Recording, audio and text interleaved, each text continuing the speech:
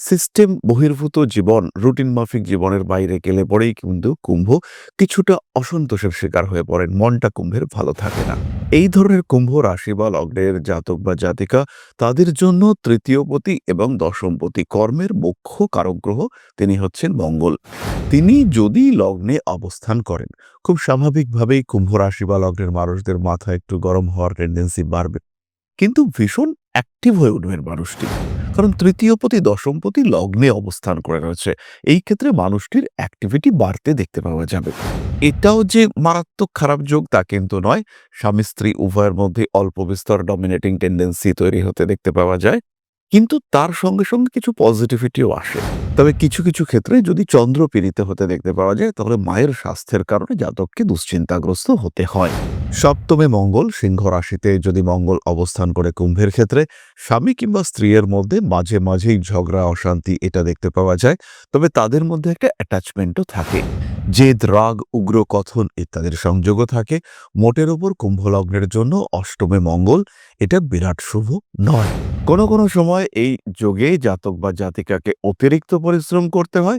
কখনো কখনো কর্মের কারণে স্বামী কিংবা স্ত্রীর থেকে দূরে চলে যেতে হয়। দশমপতি দ্বাদশে তার তুঙ্গ ক্ষেত্রে রয়েছে মঙ্গল মকর রাশিতে। এটা কিন্তু অবশ্যই ভালো কম্বিনেশন। তবে খেয়াল রাখতে হবে, শ্রবণা নক্ষত্রে মঙ্গল যদি অবস্থান করে সেটা কিন্তু বেশ পীড়াদায়ক হতে পারে, সমস্যা দেখতে পাওয়া যায়। তবে যে সমস্ত জাতক বা জাতিকা তারা বিদেশ যাত্রা করতে চায়, তাদের জন্য এই যোগ কিন্তু ভীষণ ভীষণ শুভ। জন্মকুণ্ডলিতে মঙ্গল যদি বৃহস্পতি, শুক্র এদের সঙ্গে সম্পর্ক স্থাপন করে, সেই ক্ষেত্রে মাঙ্গলিক যোগের কুপ্রভাব ভীষণভাবে কমতে দেখতে পাওয়া যায়। কখনো কখনো এই মাঙ্গলিক যোগই জাতকের জীবনে উন্নতির একমাত্র কারণ হয়ে দাঁড়ায়। সুতরাং মাঙ্গলিক যোগ থাকলেই আপনাকে যে বিরাট দুশ্চিন্তার মধ্যে পড়তে হবে তা কিন্তু একেবারেই নয়। বেশিরভাগ ক্ষেত্রে মাঙ্গলিক যোগ প্রশমিত প্রতিমিত হয়ে যেতে দেখতে পাওয়া যায়।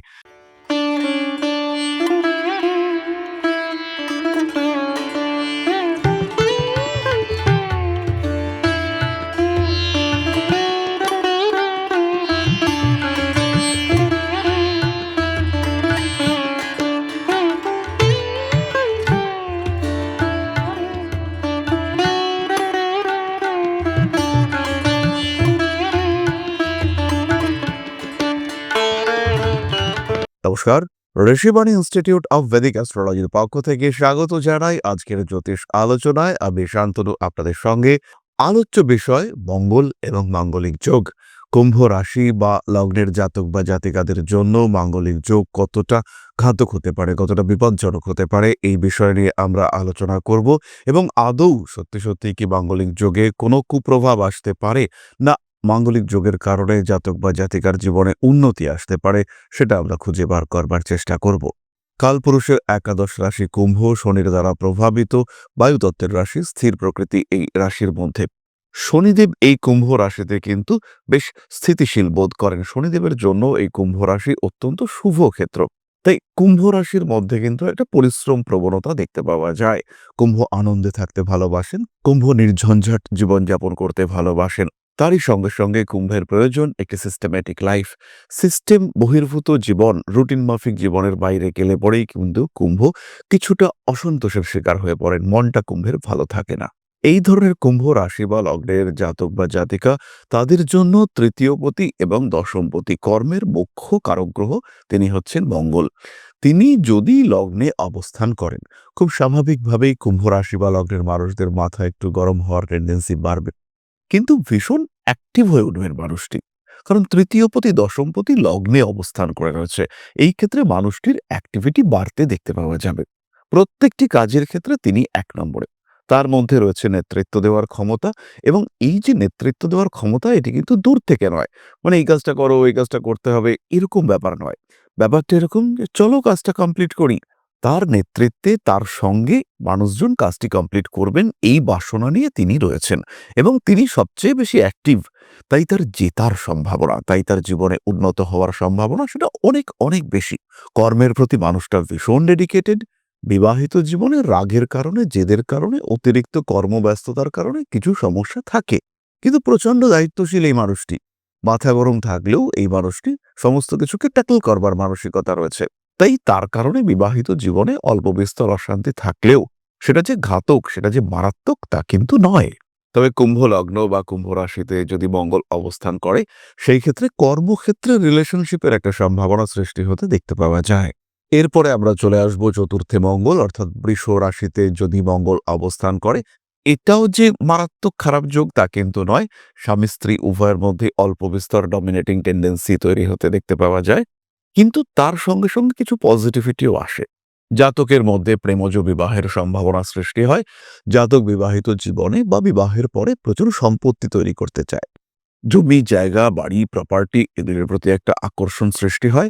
পারিপার্শ্বিক পরিস্থিতি অল্প বিস্তর জটিল হলেও জাতকের মধ্যে সেই সাহস থাকে সমস্ত কিছুকে কন্ট্রোল করবার। তবে কিছু কিছু ক্ষেত্রে যদি চন্দ্র পীড়িত হতে দেখতে পাওয়া যায়, তাহলে মায়ের স্বাস্থ্যের কারণে জাতককে দুশ্চিন্তাগ্রস্ত হতে হয়। এই কম্বিনেশনে বাড়িতে আগুন সংক্রান্ত একটা সমস্যা দেখতে পাওয়া যায়, এবং কোনো না কোনো কারণে কোনো না কোনো সময় অগ্নি সংক্রান্ত কোনো সমস্যা এটা সৃষ্টি হয়, অথবা বাড়ির বাস্তুতে অগ্নিকোণজনিত কোনো সমস্যা সৃষ্টি হতে দেখতে পাওয়া যায়।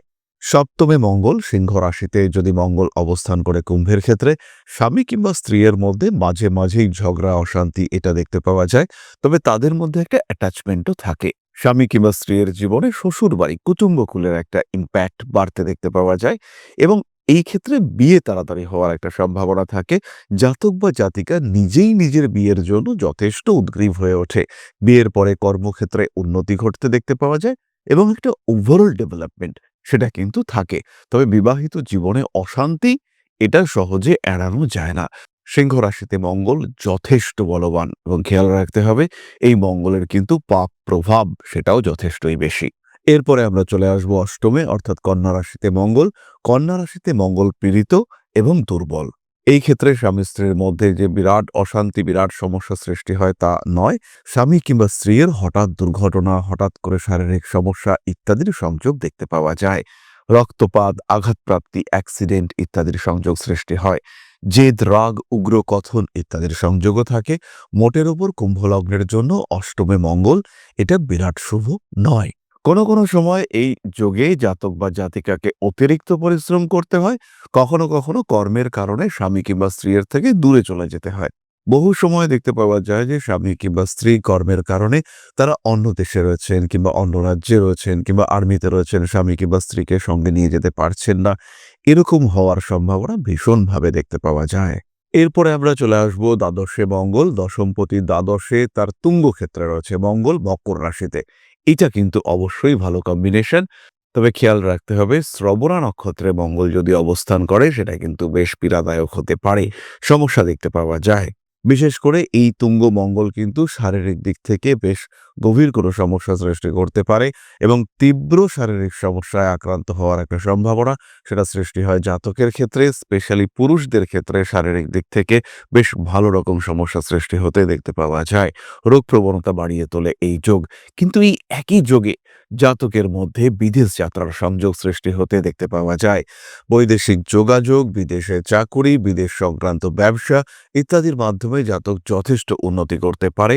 জাতকের জীবনে কিছু ঋণ, বর্ধিত ঋণ, অতিরিক্ত ঋণ যেটা শোধ করতে গিয়ে জাতকের রীতিমতো কষ্ট হচ্ছে, সেটা কিন্তু ফেস করতে হয়। আরও একটি বিষয় খেয়াল রাখতে হবে, এই যুগে জাতক বা জাতিকার জীবনে বাহ্যিক কোনো সম্পর্ক, কোনো রিলেশনশিপ তার একটা প্রভাব সৃষ্টি হতে দেখতে পাওয়া যায়। কোনো কোনো সময় জাতক সেই প্রভাবে প্রভাবিত হয়, আবার কোনো কোনো সময় জাতক সেই প্রভাব থেকে খুব স্বচ্ছন্দেই নিজেকে মুক্ত রাখতে সক্ষম হয়। তবে যে সমস্ত জাতক বা জাতিকা তারা বিদেশ যাত্রা করতে চায়, তাদের জন্য এই যোগ কিন্তু ভীষণ ভীষণ শুভ। সুতরাং মাঙ্গলিক যোগ যে সবসময় দোষ নয়, এটা আমরা উপলব্ধি করলাম। জন্মকুণ্ডলিতে মঙ্গল যদি বৃহস্পতি, শুক্র এদের সঙ্গে সম্পর্ক স্থাপন করে, সেই ক্ষেত্রে মাঙ্গলিক যোগের কুপ্রভাব ভীষণভাবে কমতে দেখতে পাওয়া যায়। কখনো কখনো এই মাঙ্গলিক যোগই জাতকের জীবনে উন্নতির একমাত্র কারণ হয়ে দাঁড়ায়। মাঙ্গলিক যোগের প্রভাবে জাতকের মধ্যে যে রিজিডিটি দেখতে পাওয়া যায়, যে বোল্ডনেস দেখতে পাওয়া যায়, যত দৃঢ়তা দেখতে পাই আমরা জাতক বা জাতিকার মধ্যে, সেটা কিন্তু অন্যান্য ক্ষেত্রে অনেকটাই কম দেখতে পাওয়া যায়। জাতকরা সাধারণত খেলাধুলা ইত্যাদি ক্ষেত্রে ভীষণ উন্নতি করতে পারে। তাদের জীবনে ডেভেলপমেন্টের মাত্রা সেটাও বাড়তে দেখতে পাওয়া যায়। জাতক নিঃসন্দেহে নিশ্চিন্তে নিজেকে অনেক বড় জায়গায় অধিষ্ঠিত প্রতিষ্ঠিত করতে পারে। সুতরাং মাঙ্গলিক যোগ থাকলেই আপনাকে যে বিরাট দুশ্চিন্তার মধ্যে পড়তে হবে তা কিন্তু একেবারেই নয়। বেশিরভাগ ক্ষেত্রে মাঙ্গলিক যোগ প্রশমিত প্রতিমিত হয়ে যেতে দেখতে পাওয়া যায়। তাই যারা মাঙ্গলিক দোষের জন্য, মাঙ্গলিক যোগের জন্য বিবাহ নিয়ে ভীষণভাবে দুশ্চিন্তায় রয়েছেন, তাদের ক্ষেত্রে কিন্তু এই দুশ্চিন্তার কারণ নেই। প্রয়োজনে অবশ্যই জ্যোতিষের পরামর্শ করা যেতে পারে। এছাড়াও তিনমুখী রুদ্রাক্ষ ধারণ করা যেতে পারে। প্রতি মঙ্গলবার হনুমান মন্দিরে পুজো দেওয়া যেতে পারে। তার সঙ্গে শিবতাণ্ডব স্তোত্র পাঠ, হনুমান চালিসা পাঠ অত্যন্ত শুভ। এরই সঙ্গে সঙ্গে শাস্ত্রীয় মতে কুম্ভ বিবাহ আয়োজন করা যেতে পারে। তার সঙ্গে সঙ্গে রক্তপ্রবাল ধারণ করা যেতে পারে। কিছু দান মাঙ্গলিক যোগের খণ্ডন করায়, কিছু নিম্নস্তরীয় মানুষের সঙ্গে সময় কাটানো, তাদের সঙ্গে অংশগ্রহণ করা, তাদের সঙ্গে কোনো কাজে পার্টিসিপেট করা, এটাও জাতক বা জাতিকাকে ভীষণ ভালো রাখে, ভীষণভাবে ভালো থাকতে সাহায্য করে। তাহলে জন্মকুণ্ডলিতে মাঙ্গলিক যোগ থাকলে এখন থেকে আমরা আর কোনোভাবেই ভয় পাবো না। আদৌ সেই যোগে কি হতে পারে সেটা আমরা জানবার চেষ্টা করব। এরপরে আমরা চলে আসব আলোচনার পরবর্তী পর্যায়ে। আপনাদের একজনের প্রশ্নের উত্তর যারা কমেন্ট করেছেন আমি দেওয়ার চেষ্টা করি। আর তার আগে একটা ছোট্ট বিষয় আপনাদের সঙ্গে শেয়ার করতে চাইব। ইতিমধ্যেই অনেকেই আমাদের সঙ্গে সাহায্যের হাত বাড়িয়ে দিয়েছেন।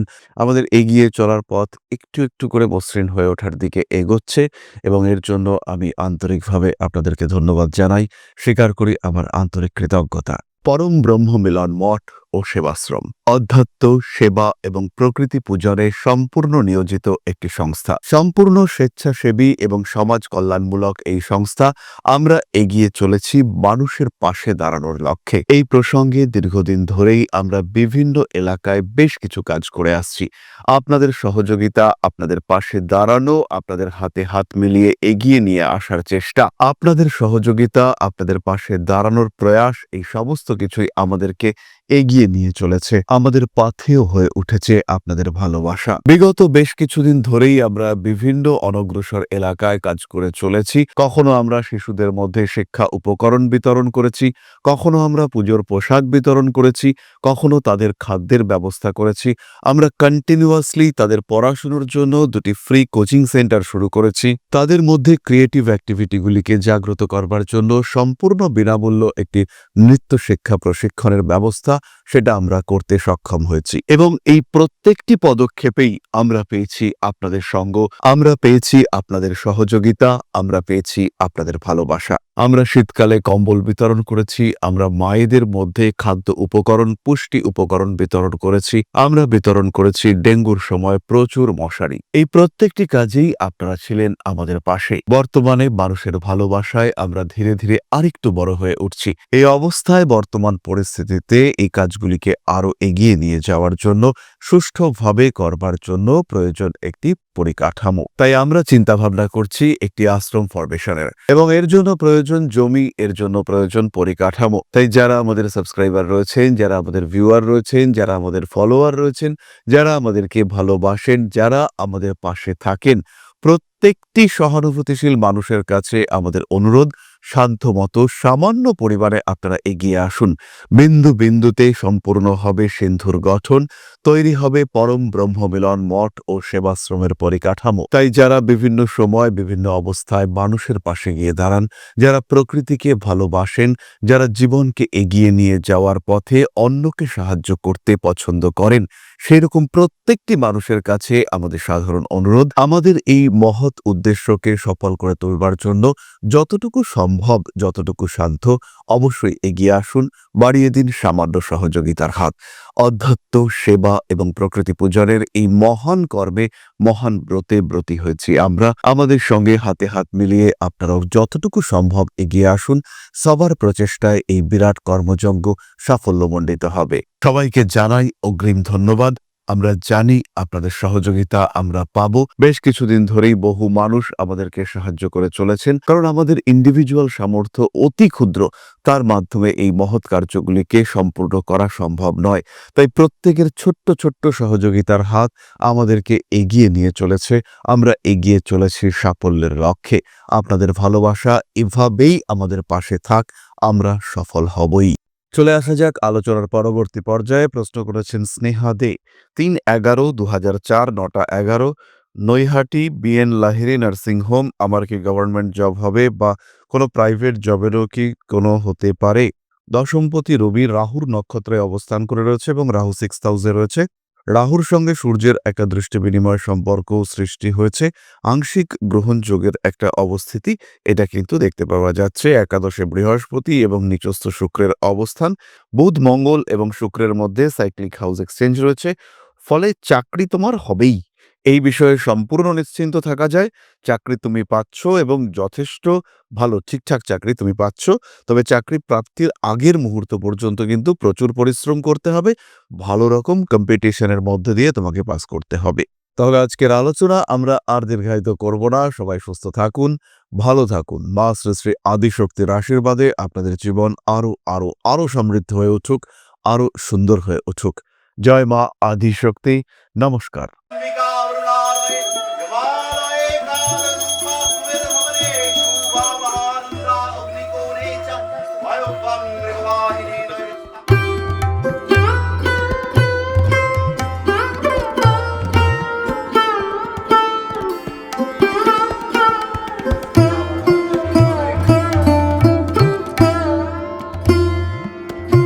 पादुकां दर्शयामि नमः गणाधिपति श्रीमद् दक्षिणा कालिका परिषदाय स्वाहा।